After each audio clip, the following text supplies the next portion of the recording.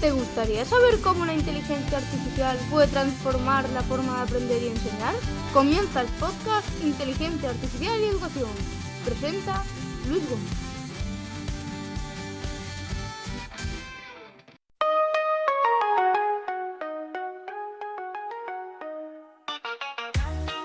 Hola a todos, hola a todas, bienvenidos, bienvenidas a un nuevo episodio, espero que estéis muy bien. Esta semana analizamos cómo la IA está poniendo en evidencia las grietas del sistema educativo y social.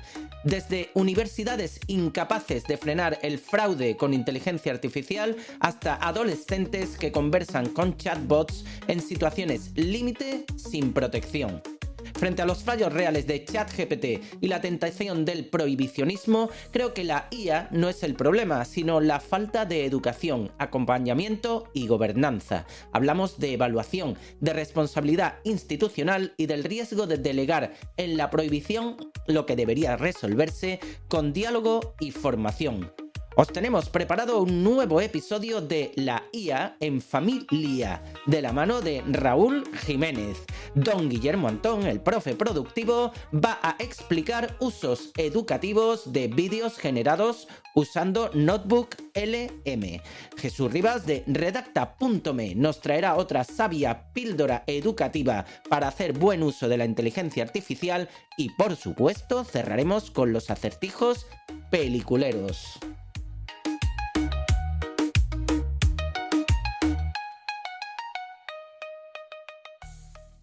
Un momento, Doc. ¿De qué estás hablando? ¿Qué nos ocurre en el futuro? ¿Nos volvemos gilipollas o algo parecido?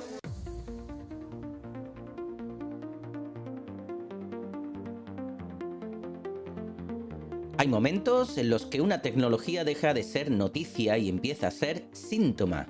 Ya no hablamos de lo que la inteligencia artificial puede hacer, sino de lo que está revelando sobre nosotros y sobre nosotras. Cómo evaluamos, cómo protegemos, cómo educamos y sobre todo cómo reaccionamos cuando algo se nos va de las manos. Es un espejo que nos refleja sin filtro y, comparado con él, el retrato de Dorian Gray se queda corto. Un espejo que empieza en las universidades, mientras un profesor pasea por el aula con auriculares intentando detectar una señal de radio, alguien al otro lado del examen dicta respuestas generadas por ChatGPT. Como buen alumno de los 80, esto no es una picaresca nueva, sino una evolución a herramientas nuevas. ¿O es que tú, querida representante de la generación del esfuerzo, nunca metiste una chuleta en un bolivic? El problema no es que existan pinganillos invisibles o gafas inteligentes. El problema es seguir creyendo que un examen memorístico puede competir con un sistema diseñado para responder mejor y más rápido que cualquier estudiante. Cuando un vicerrector admite que no podemos hacer nada, lo que está diciendo en realidad es que llevamos demasiado tiempo sin querer hacerlo. Mientras en la universidad la trampa se normaliza por saturación, en casa ocurre algo más grave, porque la misma IA que dicta respuestas de un examen es la que conversa a solas con adolescentes que hablan de suicidio, drogas o prácticas de riesgo. Las pruebas realizadas por el periódico El País, analizadas por Cinta Arribas e Isabel Rubio, no revelan un fallo puntual, sino un patrón. Controles parentales que se desactivan, alertas que llegan tarde y respuestas que acompañan cuando deberían frenar. Aquí la IA ya no evidencia un problema educativo, sino un vacío de protección. No porque la tecnología sea oscura, sino porque la industria ha priorizado crecer antes que cuidar. OpenAI reconoce que más de 1 millón de personas hablan cada semana con ChatGPT sobre suicidio. Que eso ocurra con adultos ya es chungo. Que ocurra con menores sin garantías eficaces es una irresponsabilidad sistémica. Y cuando la autorregulación falla, el discurso cambia rápidamente de tono. Aparece la exigencia de... redoble de tambor, prohibir. Prohibimos cuando no hemos educado, cuando no hemos acompañado, cuando hemos delegado durante años y luego, fingimos sorpresa. El prohibicionismo tranquiliza a corto plazo, pero educativamente es estéril. Da una falsa sensación de seguridad mientras el problema se desplaza a otros espacios, menos visibles y más desprotegidos.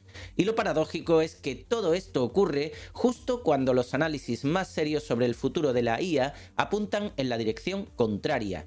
Aruna Patan dibuja un 2026 en el que la IA no acompaña los procesos, los sostiene. Agentes autónomos, modelos especializados y gobernanza obligatoria. La IA no va a pedir permiso para entrar en la vida cotidiana, va a estar integrada, funcionando sin que tengamos que activarla.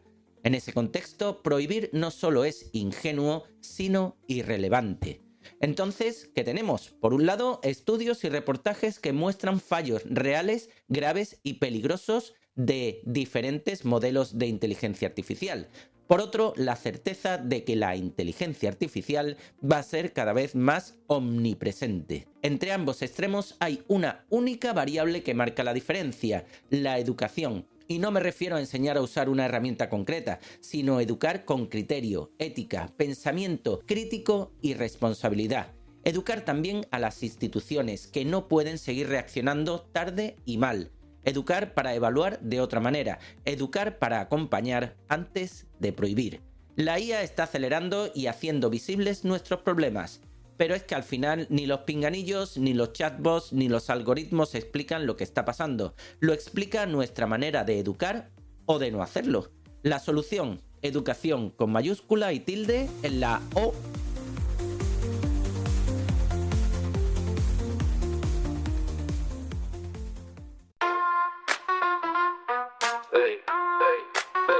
Somos potentes. Con redacta.b, Jesús y Iván nos viene a enseñar cómo la IA podemos usar. Con María Chat vamos a explorar. Con la sintonía de redacta.me damos la bienvenida una semana más a don Jesús Rivas, que viene a darnos otra sabia píldora educativa sobre buen uso de la inteligencia artificial. Muy buena, Jesús. Hola, Luis. Hoy te traigo noticias frescas y muy potentes sobre cómo nos estamos moviendo en Europa con el tema de la IA. Y es que acabo de leer un informe publicado en diciembre del año pasado por Eurostat, que dice que España lidera el uso educativo de la IA generativa entre los jóvenes de la Unión Europea. 3 de cada 4 jóvenes españoles usaron herramientas de IA generativa el pasado año. Este nivel representa el 9º registro más alto dentro de la Unión Europea, donde el promedio de uso entre la población juvenil es del 64%. Y aunque España no lidera el uso general entre jóvenes, sí encabeza la lista de los 27 en el uso de la IA generativa con fines educativos. 6 de cada 10 jóvenes españoles emplean esta tecnología para apoyar sus estudios, frente a 4 de cada 10 jóvenes europeos. Además, cerca de la mitad de los jóvenes en España utiliza estas herramientas para fines personales, mientras que el 21% señala que las emplea con objetivos laborales. Entre la población general, es decir, aquellos entre 16 y 74 años, el 38% de los españoles ha integrado la IA generativa en su día a día, situándose 5 puntos por encima del promedio. Además, esta IA generativa se utiliza para actividades personales en el ámbito laboral y en la formación. A pesar del liderazgo educativo juvenil, España se sitúa en la 14ª posición de la Unión Europea en cuanto a uso entre la población general, estando esta clasificación liderada por Dinamarca, Estonia y Malta. Pues bien, Luis, ¿no te parece que ante estas cifras tan aplastantes tiene sentido que los centros empiecen a trabajar en ofrecer a sus alumnos y docentes sus propias herramientas de IA? Estoy pensando en unas herramientas de IA que cada docente pueda adaptar según su criterio pedagógico o alcance deseado. Y es que la IA no solo funciona como un andamio que detecta dónde falla cada alumno y le da refuerzo justo en ese momento, sino que también está demostrando que ayuda más a los alumnos con menos recursos, cerrando así la brecha de habilidades. Y lo más importante para los centros: ¿están preparando a los chicos para la realidad del 2030, donde el 60% de los empleados requerirá interactuar con estos sistemas a diario? Luis, la conclusión para los directores de los centros es clara. Tienen que reaccionar ya de 3 maneras. Por un lado, deben formar al profesorado con urgencia. Por otro, deben rediseñar las evaluaciones para que permitan el razonamiento y no el resultado final. Y por último, deben de asegurar que la privacidad de los datos sea sagrada. Al final, el objetivo es que la IA no sustituya al cerebro del alumno, sino que sea su mejor copiloto. Hasta la semana que viene, Luis. Además, tu mente expandirá con cada píldora que Jesús dará. Damos paso ya a la sección de la IA en familia, donde volvemos a contar con Raúl Jiménez, que nos va a mostrar cómo la inteligencia artificial puede ayudar a organizar el estudio. Hoy nos comparte herramientas y estrategias sencillas para convertir textos en esquemas o audios personalizados y estudiar de una forma más eficaz. Pero mejor que nos lo cuente él. Adelante, Raúl. Gracias, Luis. Pues sí, vamos a seguir hablando de cómo usar la inteligencia artificial para estudiar. Por eso he actualizado el documento que compartí en el episodio 147, si mal no recuerdo, con ejemplos de cómo usarla y que espero que en breve podamos ponerla a prueba con los alumnos y las alumnas del cole de mis hijos. Así que bueno, ya está. Vamos a contar hoy ejemplos que he añadido para ayudar a los peques a organizarse y a organizarse mejor y adaptar los contenidos o los materiales que tienen antes de ponerse a estudiar. Porque la verdad es que en mi opinión, a veces el problema no es que el niño o la niña no entienda la asignatura, sino eso, que no se sabe organizar, que el material que tiene no está todo lo, digamos, optimizado que podría estarlo para su forma de aprender. Así que, bueno, estos ejemplos lo que buscan es dar ideas de cómo usar la inteligencia artificial para todo eso y en definitiva, para allanar o preparar el terreno y que el tiempo de estudio que le cunda lo máximo posible. Entonces, bueno, el primer ejemplo que he añadido sirve para explorar técnicas de estudio. Y personalmente creo que esto puede ser muy útil cuando vemos que en casa no se planifican bien, o cuando dejan todas las cosas para el final, o cuando directamente todavía no saben planificarse. ¿No? Con mi hijo me pasaba un día, ¿no?, que le pedía que se planificase el fin de semana y no sabía cuánto tiempo dedicar a cada cosa. Entonces, bueno, en este caso lo que propongo es una plantilla de prompt donde el propio estudiante puede, o las familias con ayuda del estudiante, se pueden sentar juntos y explicarles qué es lo que le cuesta, cómo se está organizando en ese momento, o qué asignaturas son las que le están generando más problemas. Entonces, bueno, con ese prompt lo que intentamos es que se le den estrategias de planificación o se le propongan estrategias de planificación que se adapten al caso del estudiante y le ayude a entender un poco mejor cómo poder repartir el tiempo. Y una cosa que he puesto énfasis y que me pareció muy interesante era que pueda descubrir diferentes técnicas de estudio que pueda hacer o que pueda usar en diferentes materias. Y animo a todo el mundo que lo pruebe porque yo ahí he descubierto un montón que no recordaba o no sabía ni siquiera que eran técnicas, ¿no?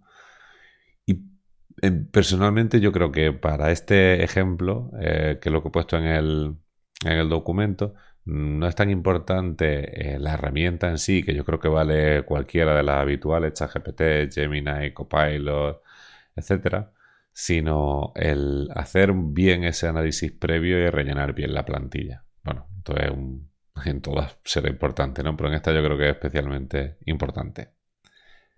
El segundo ejemplo que he puesto es el clásico de adaptar los contenidos, que, bueno, como supongo que muchos ya conocerán, pero para quienes no, está pensado para esos casos en los que se tienen un buen recurso, pero que no está ajustado a la edad, o el vocabulario o a las formas que mejor le funcionan al alumno o a la alumna para aprender y entender las cosas y queremos que lo mejore, ¿no? Puede ser para un tema de un libro, para un vídeo que pueda ser que hayamos encontrado que es interesante, unos apuntes y que le falten, pues por ejemplo, pueden faltar ejemplos que le puedan gustar al alumno, pueden ser comparaciones entre diferentes cosas que le ayuden un poco a afianzar o a entender mejor las diferencias entre conceptos, o puede ser que el texto es sumamente denso y por ejemplo, se pueda formatear un poco mejor o para que incluya más listas o resúmenes al final de cada capítulo o cada apartado. Entonces, bueno, en este caso la plantilla de prompt está pensada para transformar ese contenido y tiene unos puntos específicos para intentar o pedirle que no cambie la esencia del contenido y que no lo amplíe con material nuevo, ¿no? Para ampliarlo con ejemplos y demás. Entonces, bueno, este prompt tiene como propósito, ¿no? El hacer más fácil entender ese recurso. Y como herramienta, yo en este caso he puesto ChatGPT porque personalmente es la que mejores resultados me ha dado, es la que más uso y creo que funciona muy bien para todo esto. Y los 3 últimos ejemplos que he puesto están muy relacionados entre sí. De momento son 3, espero que ir ampliando más cuando tenga un poquito más de tiempo, pero se centran en ayudar a transformar el formato de los contenidos. Y por el formato me refiero a cambiar de audio a texto, a imagen, a presentación, a vídeo, esquemas, tablas, cronologías. Entonces, nada, para mí quería decir que es uno de mis casos de uso, por así decirlo, favoritos, porque soy un fiel convencido, ¿no?, de que al final cada persona tenemos una forma diferente de aprender, unas preferencias y, por ejemplo, siempre pongo el ejemplo de que hay muchas personas, entre las que me incluyo, ¿no?, a las que no se nos da muy bien enfrentarnos de primeras a textos muy largos, ¿no? Se nos hace cuesta arriba, pero también, por otro lado, yo he visto y he hablado con muchos compañeros, ¿no?, a los que les falta paciencia para poder ver vídeos largos, cosa que, por ejemplo, a mí no me pasa. Y prefieren un texto estructurado con el contenido que se ha explicado en ese vídeo. Otras personas, y ahí también me incluyo, ¿no?, que somos muy visuales y que nos gustan los diagramas, las infografías nos ayudan un montón, etcétera, ¿no? Entonces, como hay tantas herramientas en esta línea, lo que he intentado es eso, empezar a crear esos apartados para entender cómo se pueden configurar estas herramientas que están ahora mismo a nuestra disposición, que funcionan bastante bien. Yo personalmente soy muy fan de Notebook LM y por eso he empezado con la parte de los podcasts, que a mí me funcionan también muy bien, pero espero ir ampliando con las diferentes opciones de configuración que tienen los mapas mentales, infografías y demás. Y lo que me refiero, por si alguien no está familiarizado con la herramienta de creación de podcast de Notebook LM, pues básicamente lo que he hecho ha sido añadir dentro del ejemplo las diferentes opciones de configuración que tenemos, que por ejemplo está el formato, ¿no? Pues el formato es una de esas opciones de configuración y lo que hago es explicar cuándo creo que podría ser útil usar una inmersión profunda, que es uno de los formatos que tiene, frente a un debate o a una crítica a la hora de estudiar diferentes asignaturas o en la fase en la que nos encontremos del estudio, ¿no? Crear ese recurso para luego estudiar esa materia. Pero también he añadido un montón de ejemplos, ¿no?, de las instrucciones que podríamos pasarle en el foco del episodio, ¿no?, que es un campo de texto libre que nos permite, ¿no?, pues decirle, oye, quiero que, pues si te he pasado un solo documento, por ejemplo, que tiene mucho contenido, quiero que te centres en este apartado. O si te he pasado muchos materiales que tienen una temática común, pues quiero que descartes todo este contenido y te centres en esta parte que está entre varios documentos. O quiero que lo adaptes el vocabulario a un idioma, a una audiencia de niño, una niña de esta edad, este curso. O quiero que añadas pausas y repitas mucho, o después de cada apartado punto clave, repitas los puntos importantes. Bueno, he puesto un listado bastante grande de ejemplos que creo que pueden ser interesantes, que he estado buscando por internet, preguntándole a la IA y demás. Y bueno, era algo que yo normalmente ese campo no lo rellenaba, lo dejaba por defecto. Entonces he intentado dar, pues eso, unas cuantas ejemplos de cosas que creo que se podrían probar y que podrían ser interesantes. Y nada, Luis, eso es todo lo que traía para hoy. Así que, como siempre, espero que las familias que estén con ganas de probar la inteligencia artificial para estudiar en casa con sus peques, acompañarlos y demás, pues que lo prueben y más que encantado, como siempre, de recibir feedback. Así que muchas gracias, Luis. Nos vemos en el próximo episodio de la IA en Familia. Venga, cuidarse. Hasta pronto. En la batalla del relato, a veces gana la simplificación. Vamos cogiendo ya velocidad de crucero en el trimestre y una semana más, sin que deje de ser un lujo tenerlo en el programa, damos la bienvenida a don Guillermo Antón, el profe productivo. Muy buena, Guillermo. Buen día, Luis. Permíteme que comience regalando nuestros oídos con lo que nos dice Víctor Guirado, un oyente del podcast. Geniales, Luis y compañía. El comienzo ha sido magnífico. Seguid así, pero no reventéis. Mucha salud para el nuevo año. Pues como me considero aludido por esa compañía, me asigno una parte correspondiente de lo magnífico que ha sido el arranque del año. Gracias, Víctor, a ti por escucharnos. Tras la avalancha de noticias acumuladas de la semana pasada, hoy quiero comenzar con un rant que llevo rumiando desde hace tiempo. Y os recuerdo que un rant no es más que un berrinche con un toque de protesta, pero en inglés. Oh, really? Hay comparaciones que triunfan no porque sean buenas, sino porque son cómodas y simples.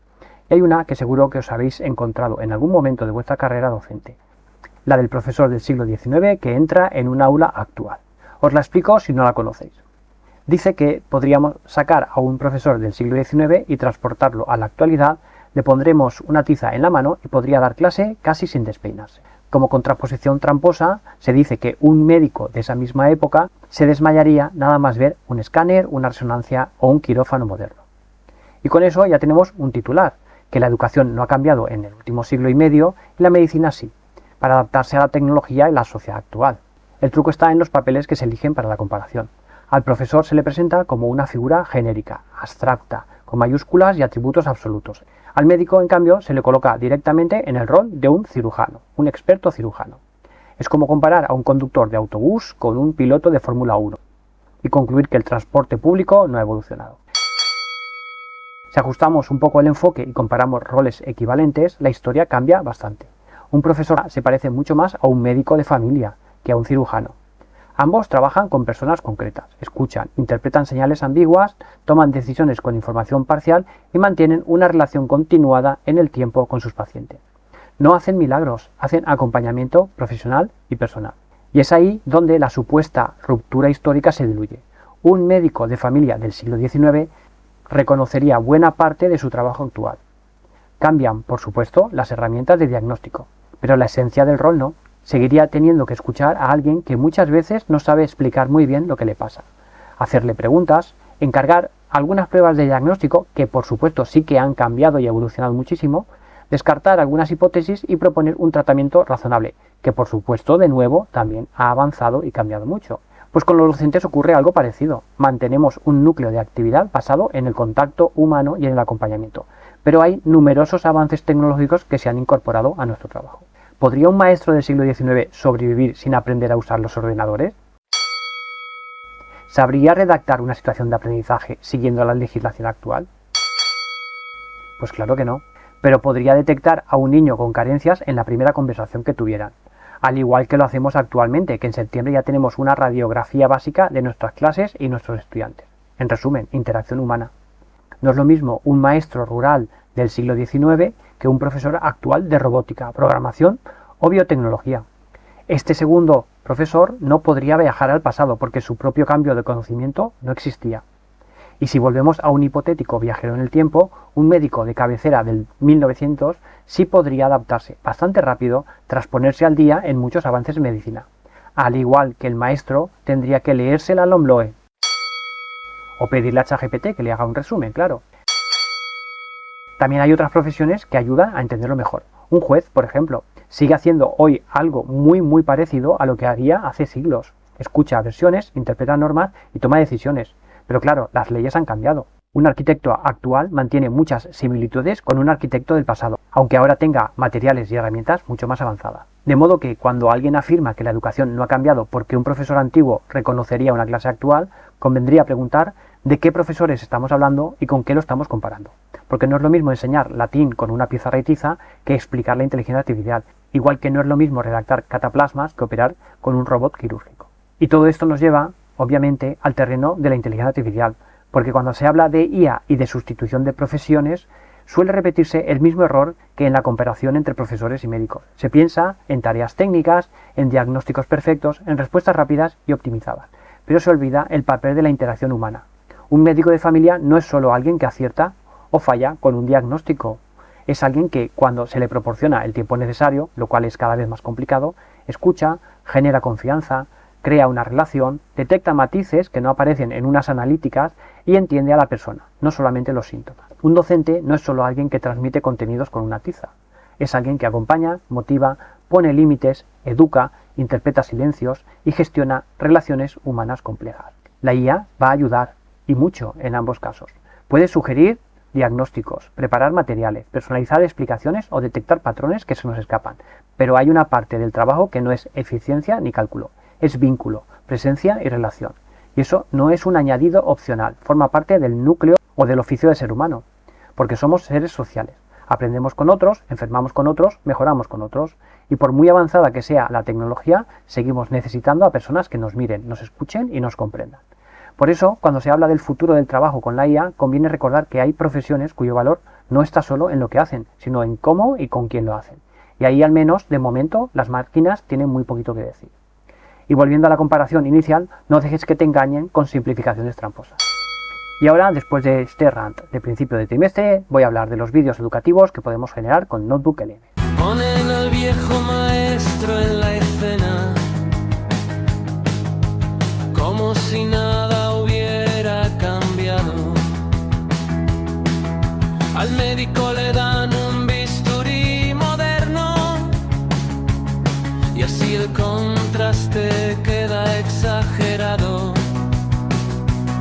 Pero el oficio vive en la relación. Pero el oficio vive en la relación. Pero el oficio vive en la relación.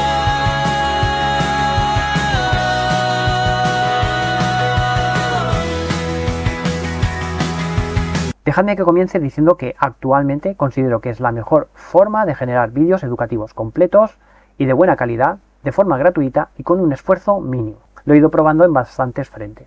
Mapas conceptuales, situaciones de aprendizaje, resúmenes de audio, siempre con la misma idea de fondo de usar la IA como apoyo al trabajo docente. Algunas de estas funcionalidades ya las he traído al podcast y otras vendrán en próximos episodios. Y ahora vamos a sumar una nueva pieza de este ecosistema, que es la generación de vídeos resúmenes a partir de las fuentes que tengamos en un cuaderno. El punto de partida es el habitual. Necesitamos tener una cuenta de Google y sobre todo cargar un cuaderno con una fuente, que puede ser un PDF, un enlace web, un vídeo de YouTube o lo que sea. NotebookLM solo trabaja con lo que nosotros le damos previamente y eso sigue siendo una de sus mayores virtudes. Seleccionamos una o varias de las fuentes que ya hemos cargado, como he dicho, y en la columna derecha, en la zona del estudio, aparece el botón para generar el vídeo resumen. Hacemos clic y empieza el proceso. Los vídeos tardan en generarse entre 10 y 15 minutos. El resultado final suele durar unos 7 o 10 minutos. De momento no podemos ajustar esa duración con exactitud. Es algo que no controlamos. Lo que obtenemos no es un vídeo tradicional, sino una secuencia de imágenes con texto, generadas automáticamente, acompañadas de una voz en off que va explicando los contenidos. Se parece bastante a convertir una presentación de diapositivas en un vídeo narrado. Cuando el proceso termina, el vídeo aparece como una nueva nota en nuestra columna derecha. Y desde ahí podemos cambiarle el nombre, descargarlo en formato MP4, compartirlo o eliminarlo. Al hacer clic también se abre un reproductor integrado para verlo dentro del NotebookLM o en pantalla completa. A ver, a menudo pensamos en la naturaleza como algo caótico, ¿verdad? Algo impredecible. Pero, ¿y si en realidad fuera un juego? Uno súper complejo, eso sí, pero con un libro de reglas ocultas que lo dicta absolutamente todo. Pues bien, hoy vamos a echarle un vistazo a ese libro. La primera regla, la más básica de todas, es muy sencilla. En la naturaleza nada es gratis, absolutamente nada. Los recursos, ya sea la comida, el agua o incluso el espacio para vivir, son limitados. Y claro, cuando algo es limitado, ¿qué pasa? Pues que hay competencia. Una limitación a tener en cuenta es que, a diferencia de otras notas de texto, estos resúmenes de audio y vídeo no se pueden reutilizar como nuevas fuentes dentro del cuaderno. Si simplemente pulsamos el botón, como he dicho, NotebookLM genera el vídeo de forma automática, sin más indicaciones. Es rápido y cómodo, pero el control sobre el resultado es muy limitado. Si queremos afinar un poco más, conviene usar el modo personalizado, accesible desde el pequeño icono del lápiz, que es el que yo siempre recomiendo. Podemos elegir el idioma del vídeo de salida y añadir instrucciones adicionales. NotebookLM nos sugiere algunos enfoques interesantes, como orientar el vídeo a un caso práctico concreto, centrarse en una fuente específica o definir una estructura general. En el contexto educativo, lo más útil suele ser indicar el nivel al que vamos a dirigir el vídeo, primaria, secundaria, universidad, etc., y el tipo de lenguaje que queremos que se utilice. Cuando se hacen estas indicaciones, el cambio se nota. Con unas mismas fuentes, por ejemplo, sobre los invertebrados, puede transformarse en vídeos muy diferentes si se le pedimos que lo explique para primaria o para secundaria. El lenguaje y la forma de presentar la información se adaptan bastante bien a lo que pedimos. Además, si la fuente es un PDF que contiene ilustraciones o tenemos cargadas imágenes como fuentes, es posible pedirle que use alguna de estas imágenes como apoyo visual del vídeo. Además de este grado de personalización, podemos elegir un estilo visual para nuestro vídeo. Hay algunos que vienen preconfigurados, como por ejemplo un estilo clásico, un estilo como una pizarra, dibujos en una pizarra, estilo anime, acuarela, retro, kawaii, etc.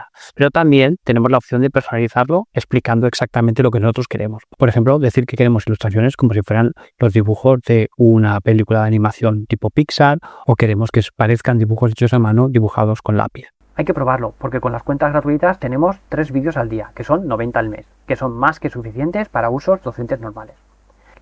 Antes de cerrar, y ahora que estamos aquí sin que nos escuche nadie, os voy a contar un pequeño truco. NotebookLM escribe los títulos de las diapositivas siguiendo el llamado title case de la cultura anglosajona, en el que se marcan con mayúscula todas las palabras relevantes de la frase. Aunque puede resultar llamativo en algunos casos, no es correcto en español, donde solamente lleva mayúscula la primera palabra de la frase, de los apartados, de los títulos, de las diapositivas o de lo que sea. Para solucionarlo y que no aparezca esta falta ortográfica en nuestros vídeos, podemos añadir este texto final a nuestro prompt en la ventana de personalización. Al escribir los títulos de temas o apartados, no escribas mayúsculas en todas las palabras, sino solo en la primera palabra al inicio de la frase. Y después de esta frase le añadimos un ejemplo claro y concreto que lo muestre lo que queremos. Bueno, voy resumiendo. Esta funcionalidad de creación de vídeos encaja muy bien como complemento para generar vídeos de apoyo a partir de materiales ya trabajados. No sustituye, evidentemente, a un vídeo didáctico pensado y editado con calma, pero ahorra muchísimo tiempo, cuando necesitamos un recurso audiovisual rápido, funcional, o queremos generar varios materiales de diferentes formatos y niveles para atender a la diversidad de nuestros estudiantes, como recomienda el enfoque DUA. Luis os dejará enlazado el artículo del blog donde hablo de esta funcionalidad dentro de NotebookLM y podéis ver allí algunos vídeos creados con este procedimiento. Pero también si me seguís en redes sociales, sobre todo en YouTube, podréis ver algunos de estos vídeos en mi canal. Y como siempre os digo, la recomendación es que lo probéis vosotros mismos, ver hasta dónde llega y decidir en qué contextos te resulta práctico usarlo a ti, claro. Si ya estás experimentando con los vídeos resúmenes de NotebookLM o se te ocurren usos interesantes en el aula, nos encantará leerte los comentarios, en las redes sociales, tanto en las del podcast como en las del profesor productivo. Hoy ha habido de todo. Ha habido rant, ha habido un pequeñito gran tirón de orejas y, por supuesto, nuestra lección semanal. Porque lo de crear vídeos con Notebook es un auténtico enganche, pero hay que aprender a saber qué es lo que queremos. Muchas gracias y hasta la semana que viene. Saludos a todos y todas y nos escuchamos en el próximo episodio. Docentes y médicos de familia comparten un gesto pausado.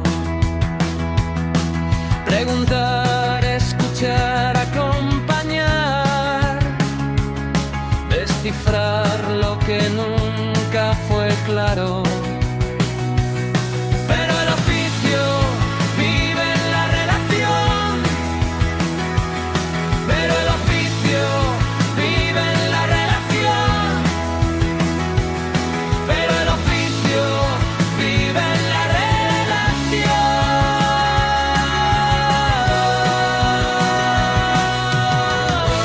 La ayuda con precisión, pero el corazón lo pone el humano.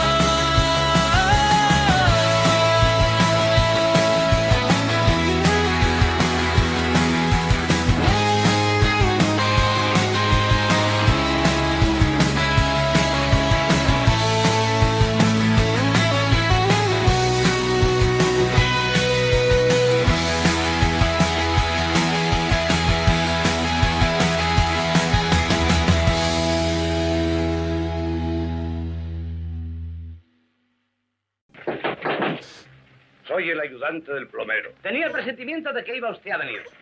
Al plomero lo tiene usted allá en aquel rincón. Puede ir abriendo ese paso con el martillo.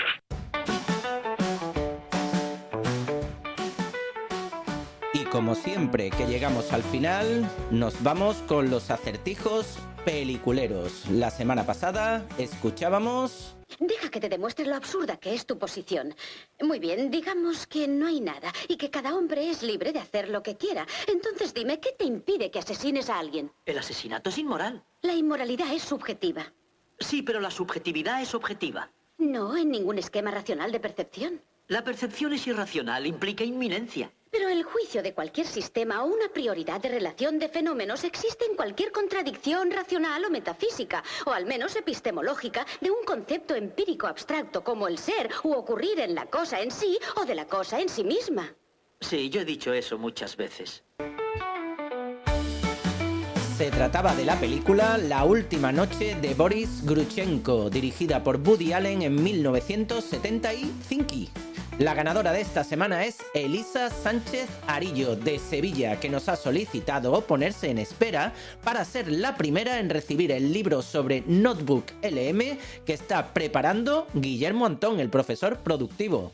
Enhorabuena, Elisa. Y para esta semana... Póngase a trabajar.